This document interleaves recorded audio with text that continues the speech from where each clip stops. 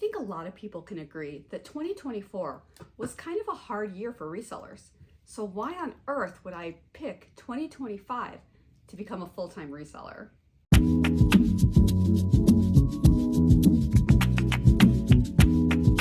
So let me tell you a little bit about my reselling journey. A long time ago, I was at a thrift store on my lunch hour from work, and I found a crafting machine of some sort that I knew was worth money. It was stuck in with the kids in the toy section, and it had $3 on it, and I knew it was worth probably closer to $100. So I purchased it and I took it home and I put it on, I think Craigslist at the time, it was that long ago, and it sold within hours for 80 bucks, and I was pretty much hooked from that moment on. I did a bunch of research to see, are other people doing this? Are other people finding cheap things at garage sales and Goodwills and things like that and flipping them for a profit? And of course, the answer was yes. I researched a few different categories and decided on fashion because I knew a little bit more about it. It's easy to store, and I just kind of got started in that and just carried on from there. Now, I mostly sell women's fashion, but I will sell men's, I will sell kids, and I'm also starting to branch out into home decor as well. My niche and my passion is vintage fashion. So vintage fashion and vintage jewelry are really my safe places. They're what I really love, but I love to source it based on the styles that are trending today. So a lot of that will be discussed on my new YouTube channel. So please hit that like button, please hit that subscribe button. In the future, I'll be doing a lot of videos on trends and how you can incorporate those trends into your current listings and into your sourcing strategies as well. Now, 2024 was a little bit slow.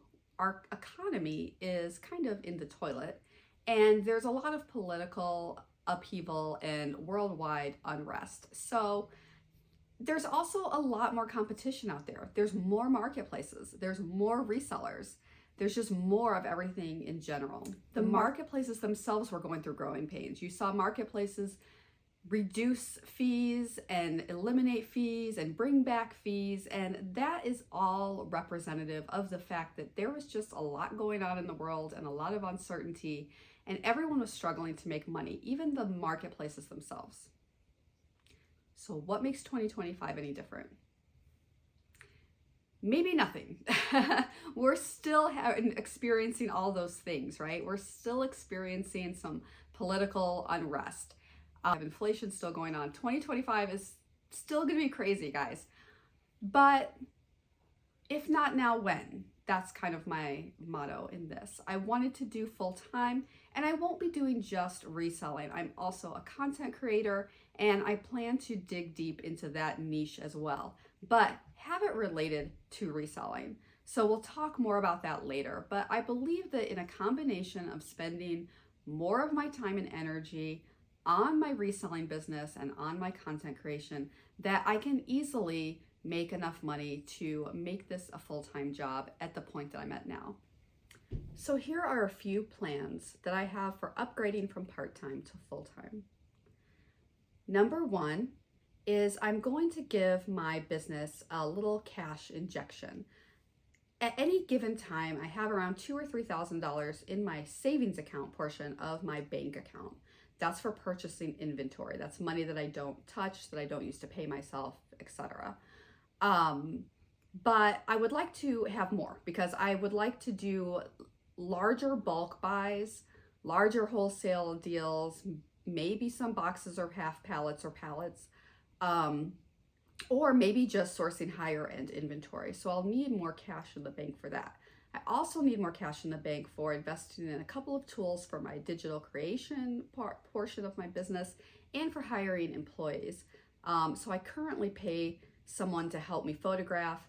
They are a high school student, so it's a little hit or miss of when they're able to come, but I will continue to pay her to help me get caught up and list all these items that I'll be purchasing. So that's number one. Where's that money coming from? It's coming from me. It's coming from my personal account. So between me and my CPA, we will be deciding how much money to invest, for me to invest in back into my business.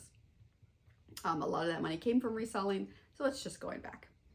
The second thing would be the hiring. I have one person who is super good at helping me with photographing, measuring, and things like that.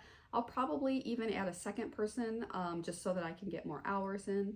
In 2025, I'll also be doing more sourcing. In the previous year, I had quite a large death pile, so I didn't do a lot of new sourcing, which means I wasn't getting a lot of the newer trends. So now that I have a person helping me photograph and I'm able to get listings up quicker, now I can start sourcing again. I'm enjoying sourcing at kind of a Goodwill outlet type location. It's not associated with Goodwill, it's a local place.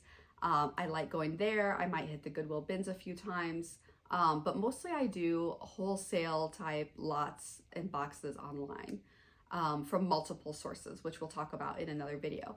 So I'll be doing more sourcing, more research on the trends, which I'll be sharing with you all. And then there's also the layout of my office.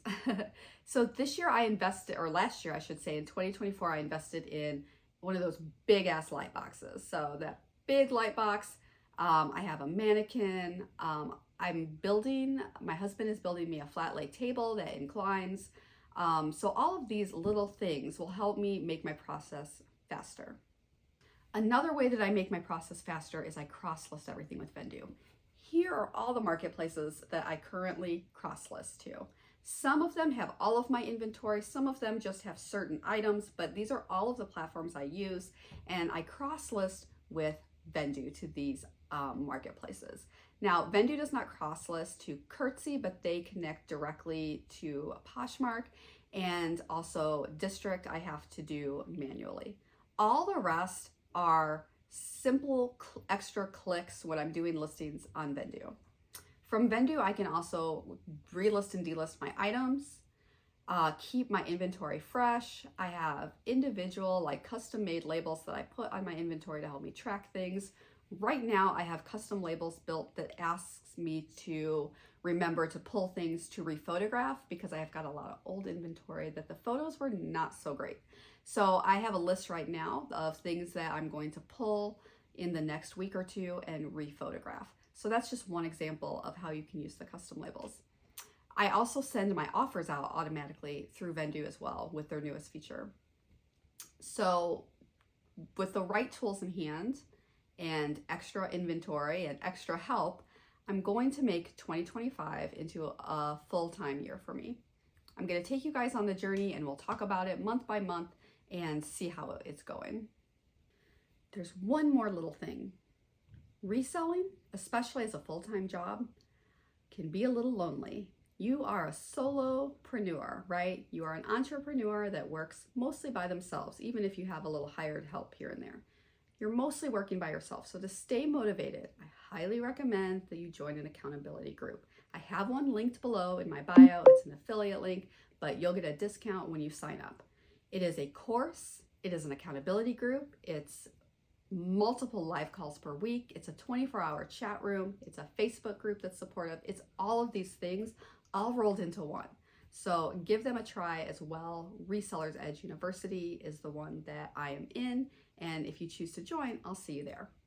If you're a reseller and you're thinking about going full-time in 2025, then make sure to subscribe and let's talk. Drop your progress in the comments. I'll respond to you and let's do this thing together. You can follow me on Instagram for daily tips and advice on styles and trends that are working and selling in the marketplace right now.